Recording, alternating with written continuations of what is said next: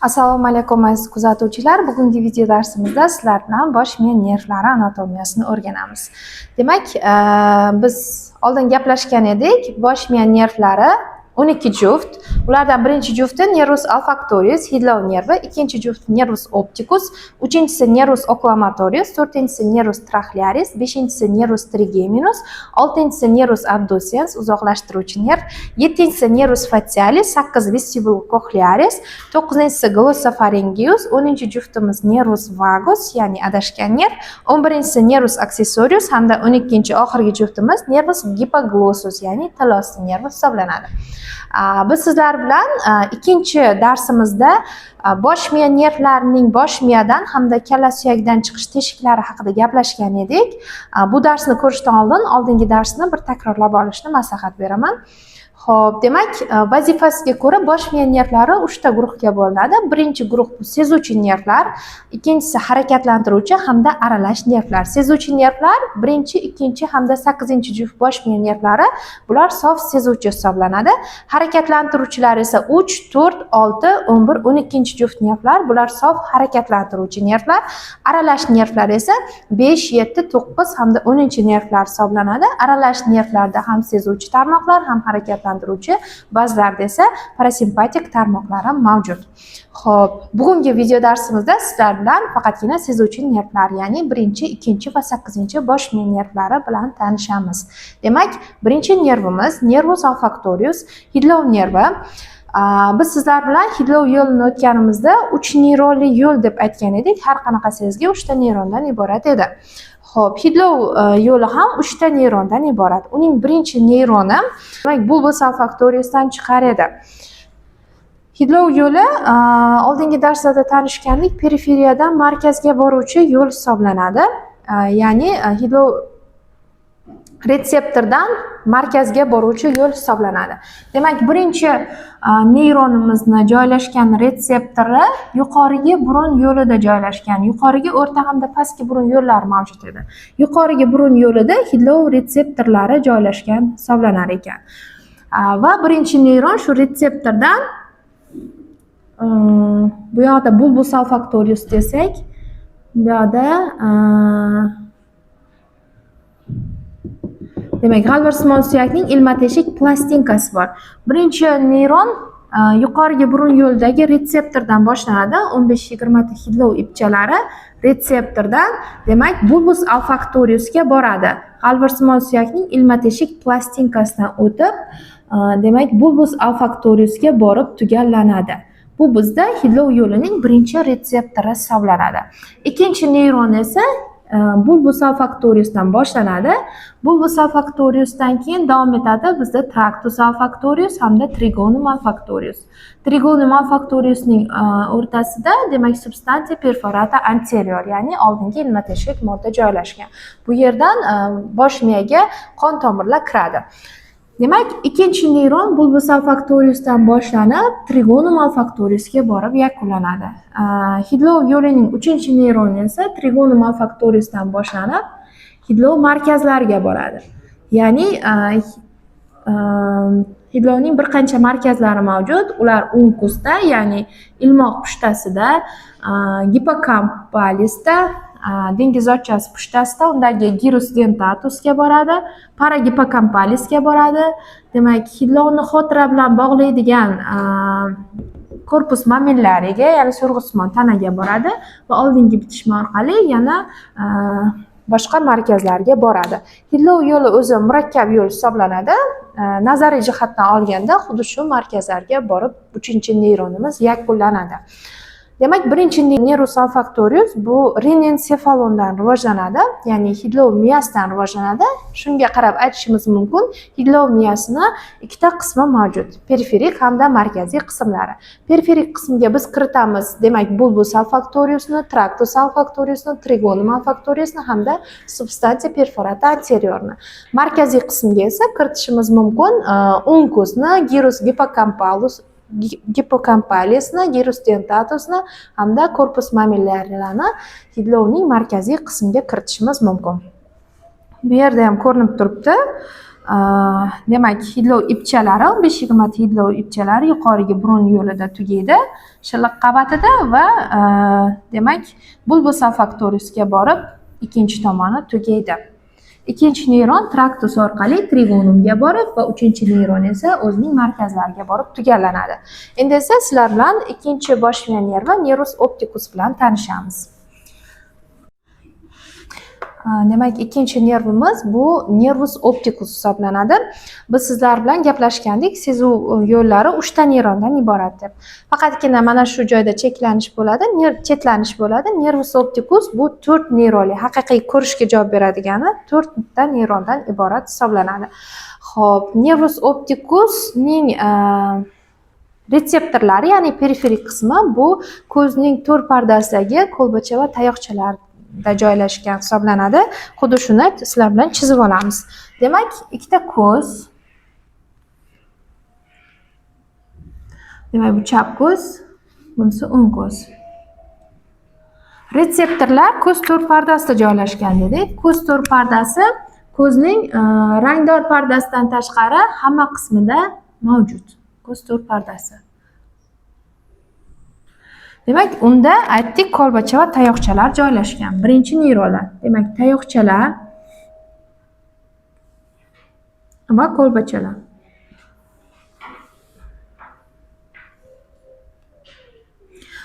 Ko'lbachalar bizda kunduzgi ko'rishni, tayoqchalar esa tungi ko'rishni ta'minlaydi. Demak, to'r pardaning hamma qismida xuddi shunaqa ko'lbacha hamda tayoqchalarimiz mavjud.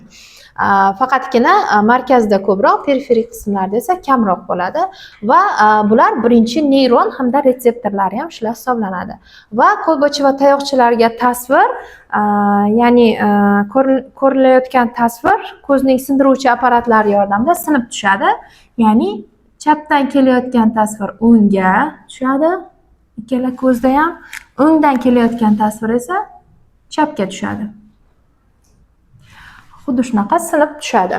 Xo'p, endi bu tushgan tasvir ko'lbacha va tayoqchalarga qabul qilinib, ikkinchi neyronlarga o'tkaziladi. Ikkinchi neyron esa bipolyar hujayralar hisoblanadi, ya'ni ikki tomonli degani. Ikkinchi neyron ko'z ko'ruv yo'lida bipolyar hujayralar, uchinchi neyron esa bu ganglios hujayralar hisoblanadi, ya'ni tugunli hujayralar, ganglios hujayralar. Ganglios hujayralarning aksonlari esa bizda ko'ruv nervini hosil qiladi. Yig'ilib ko'ruv nervini hosil qiladi, ya'ni nervus opticusni. Demak, bu nervus opticus. Ko'ruv nervi, demak, ko'ruv nervida ham tasvirlar ikki tomondan kelganligi uchun ikki xil flomasterda chizaman. Demak, chapdagi tasvirni,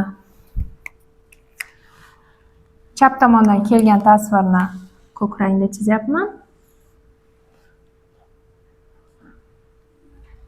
O'ng tomondagi tasvir esa qora rangda chizaman. Demak, bu nervus opticus, ganglios hujayralarining aksonlari yig'ilib nervus opticusni hosil qildi. Nervus opticus kalla suyagining ichiga canalis opticus yordamida kiradi. Canalis opticusdan kirgandan keyin ikkita kanal. Canalis opticus. Canalis opticusga kirgandan keyin turk egarchasining ustida mana bunaqa xiazma opticusni hosil qiladi. Xiazma opticus bu to'liq bo'lmagan kesishma hisoblanadi. Ya'ni nervus opticusning medial qismlari kesishadi. Bu xiazmada. Medial qismlari kesishadi, lateral qismlari esa kesishmasdan o'tadi. Va xiazmadan keyingi qismini, buni xiazma opticus, xiazmadan keyingi qismini esa tractus opticus deyiladi, ya'ni ko'ruv yo'li. Tractus opticus. Xo'p, demak, medial qismi kesishdi, lateral qismlari esa kesishmasdan o'tadi va ko'rishning po'stloq osti markaziga boradi. Biz sizlar bilan oldin gaplashgan edik. Ko'rishning po'stloq osti markazi bu o'rta miyaning yuqorigi tepaliklari hamda lateral tizzasmon tana edi va pulvinar, ya'ni oraliq miyaning yostiqcha qismi ham ko'rishga javob beradi. Xuddi shu markazlarga boradi. Demak, ko'rishimizga javob beradigan qism aynan ko'rishdiki, lateral tizasmon tanaga boradi. Xo'p, lateral tizasmon tanaga borib, u yerda ganglios hujayralarining aksonlari tugaydi. Ya'ni impulsni olib borib berib o'zi tugaydi. Shu joyda tugaydi. Xo'p, demak, 3-neyron lateral tizasmon tanada tugayapti. Lateral tizasmon tana. 4-neyron esa lateral tizasmon tanadan boshlanib, ko'rishning po'stloqdagi oliy markaziga boradi va u yerda axborotni olib boradi. Ko'rishning po'stloqdagi oliy markazi gaplashgandik, lobus occipitalisda joylashgan sulcus calcarinus qushqi yordamida ikkiga ajralgan edi. Ya'ni gyrus cuneus va gyrus lingualislar mavjud edi. Ponasimon hamda tilsimon pushtalar. Aynan o'sha joyga borib yakunlanadi. Hop, bu 4-neyron. Demak, 4-neyron shu joyga borib, demak, radiata opticusni hosil qilib, xuddi nurlarni hosil qilib, shu yerga borib yakunlanar ekan bir qanchasi. Xo'p, demak, bu 4-neyronning yakunlanish joyi. Bu yerda yakunlanishi ham ikki xil tugaydi. Ya'ni yuqoridagi tasvir pastdagi gyrus lingualisga boradi, pastdagi tasvir esa yuqoridagi gyrus cuneusga borib yakunlanadi. Bu bizda ko'rish yo'li edi, ya'ni tasvirni qanaqangi shakli, rangi, hajmini ajratib ko'rish edi. Va shu shakl, rangi, hajmini ajratib ko'rish po'stlog'ining, demak, occipitalis po'stlog'ining 17-zonasiga borib shakl, rang, hajm ajratiladi. Undan tashqari 18 hamda 19-zonalar ham mavjud. Brodmann bo'yicha. Xo'p, bundan tashqari ko'rishning reflektor yo'li mavjud, ya'ni refleksini tekshirish, qorachiq refleks bilan aloqador. Uni keyingi darslarda o'rganamiz. Demak, ko'rishning yo'li 4 neyronli yo'l ekan. Birinchisi kolbacha va tayoqchalar, ikkinchi neyronimiz bipolyar hujayralar, uchinchisi ganglios hujayralar. Ganglios hujayralar kesishib lateral tizasmon tanada tugaydi. To'rtinchisi esa, demak, lateral tizasmon tanadan boshlanib, po'stloq markazlarida tugaydi. Xo'p, men bekordan bekorga bunaqa qizil ko'k qilib chizmadim. Endi ozgina zararlanishdagi klinikalar haqida gaplashamiz. Ko'rishning zararlanishi bu anopsiya deyiladi, ya'ni ko'rishning buzilishi. An bu inkor ma'nosida, opsis esa ko'rish hisoblanadi. Demak, anopsiya hisoblanadi. Xo'p, anopsiya agarda bitta manzarani, tasvirni yarmini ko'rmasa, bu gemianopsiya hisoblanadi. Demak,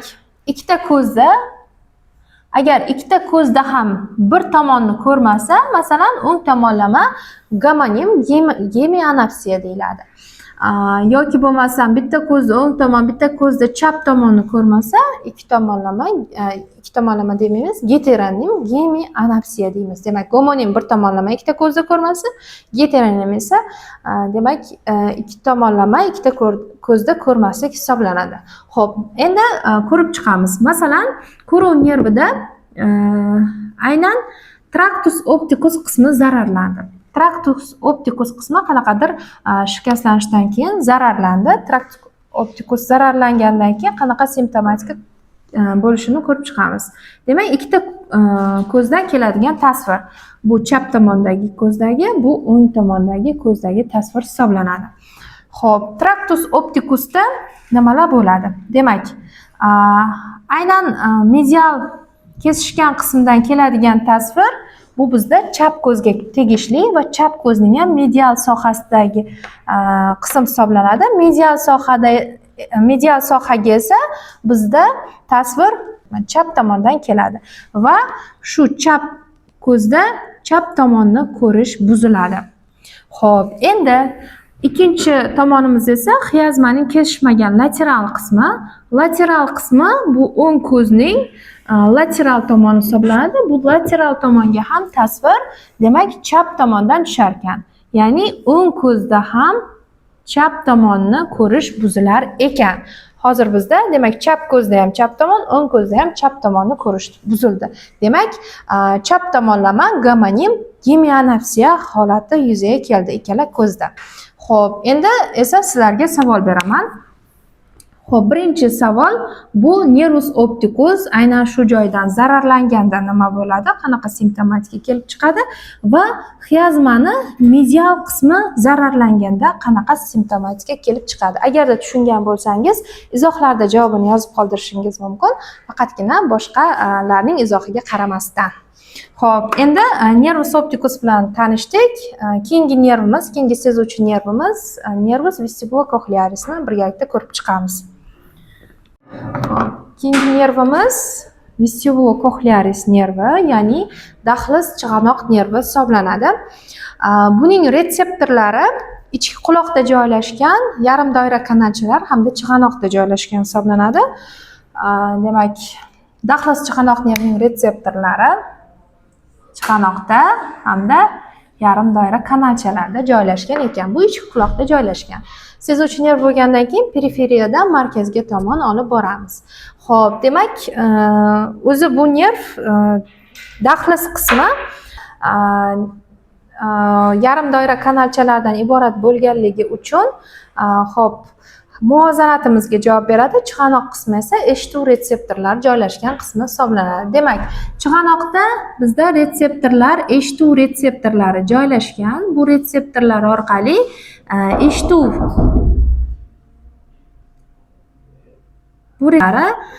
demak, tovush impulslari nerv impulslariga aylantirib beriladi.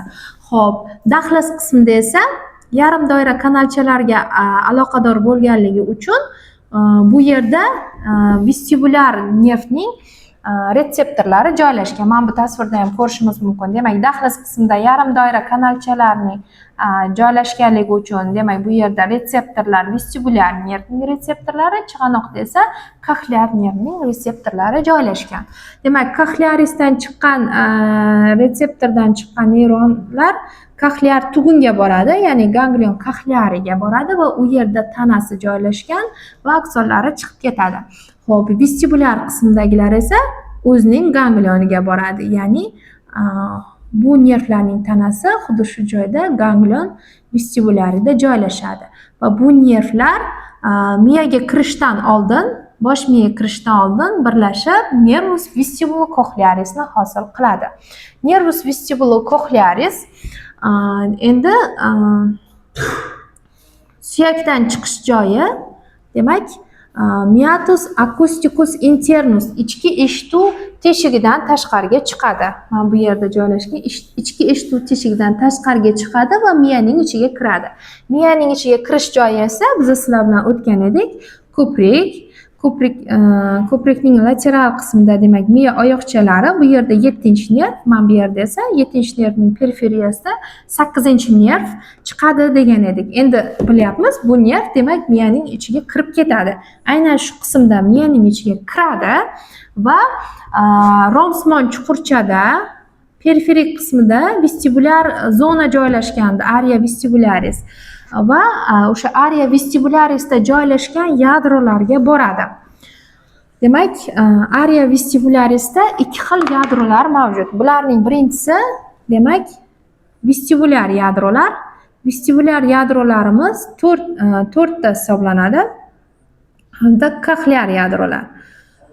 Demak, vestibulyar 4 ta yadro va koxlear yadrolarimiz mavjud. Bu yerda ham xuddi shunaqa. Va ikkita koxlear yadromiz mavjud. Xuddi shu joyda vestibulyar yadrolarga koxlear nervdan kelgan koxlear yadrolarga borib yakunlanadi.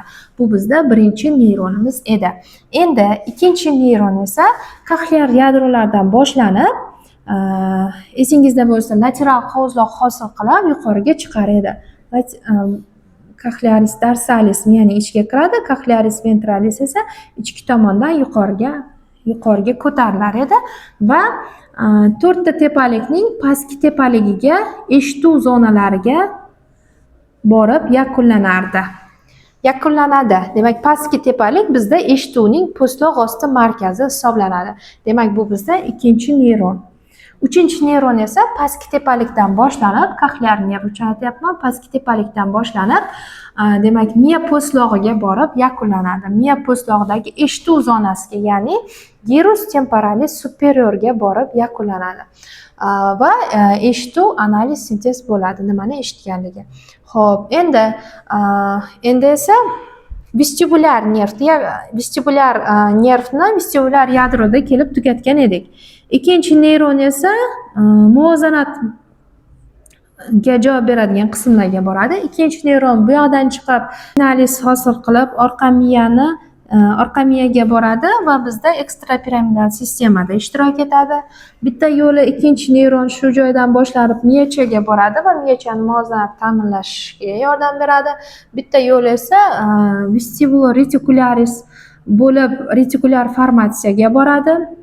Bu yerda ham bizda avtomatik harakatlarimiz boshqariladi. Masalan, avtomatizmlarimiz, masalan, bosh aylangan vaqtida ko'ngil aynishi, qayd qilish reflekslari paydo bo'lishi shu yerdan boshqariladi va bitta yo'li, demak, vestibulyar qismdan bosh miyani po'stlog'iga boradi va u yerda demak, muvozanatni boshqarish markazlariga borib, tana muvozanatimizni boshqarishga yordam beradi. Xo'p, demak, bu bizda nervus vestibulocochlearis nervi edi. Oxirgi sezuvchi nervimiz. Keyingi darslarimizda esa harakatlantiruvchi hamda aralash nervlar haqida gaplashamiz. Bizni kuzatib boring hamda bizga obuna bo'lib qo'yishni unutmang.